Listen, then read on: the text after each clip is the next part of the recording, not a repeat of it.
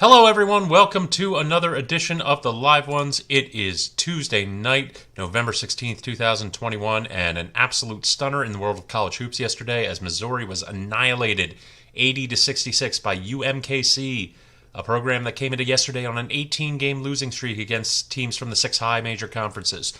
They got their butts kicked by Minnesota by 15 points. They got slaughtered by Iowa by 32 points. Ranked 223rd in D1 basketball. No one expected the Tigers to compete in the SEC this year, but they should have at least had the talent to steamroll a small school like Kansas City.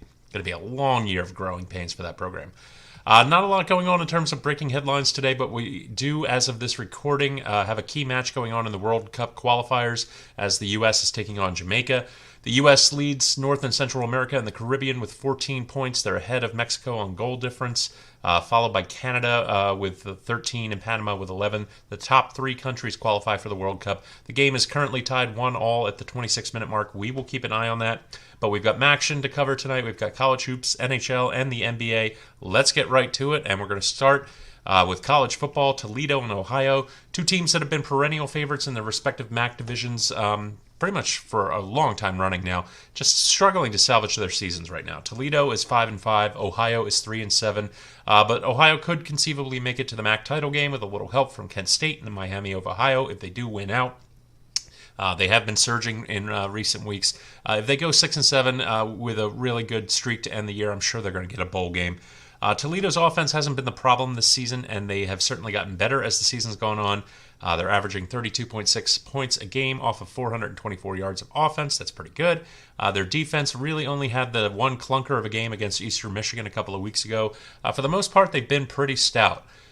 Ohio's a run-first team. We've seen it all season. Toledo's run defense is not as good as its secondary, but it's mid-tier for college football. It should be able to at least bottle up the Bobcats somewhat and slow them down a bit. Ohio, like we said, has been surging the past couple of weeks with tight wins against Miami and Eastern Michigan. But the issue for them all season has been defense. They run that 4-2-5 scheme, which is great for preventing the big, explosive plays, but it puts virtually no pressure on the quarterback. Gives the opponents a ton of scoring opportunities. Small wonder, therefore, that the Bobcats' defense is 101st in the nation in points allowed with 30.8. On paper, Toledo is just a better team at every aspect of the game. They should have no trouble putting up a total in the low 30s or more. Ohio's offense is averaging only 23 points a game this season with all the running they do. I feel pretty confident laying a touchdown with Toledo in this spot tonight. So over to college hoops. And there's a couple of big games happening tonight. It's a full slate, and one of them is this heated intrastate rivalry between Creighton and Nebraska. Been a huge deal for the last decade. Creighton's been dominating it, but Nebraska is the solid favorite in this year's go-round for a very good reason, and that reason is freshman Bryce McGowens, who is the highest recruit in school history for Nebraska. McGowens just won Big Ten Freshman of the Week. In his first two games, he scored 25 and 29 points, respectively. The Creighton roster is completely depleted from graduations. They're fielding a whole lot of new talent that just has not found a way to get an offensive groove going yet. Creighton's shooting just 18.2% from 3 points and 65% for free throws. These guys just looked lost out there against Kennesaw State, frankly, and Nebraska is certainly a step up in competition from that. The game is at Nebraska. Those fans are going to be absolutely raucous. I'm taking the Cornhuskers here, minus 3.5 points. So over to Hofstra and Iona.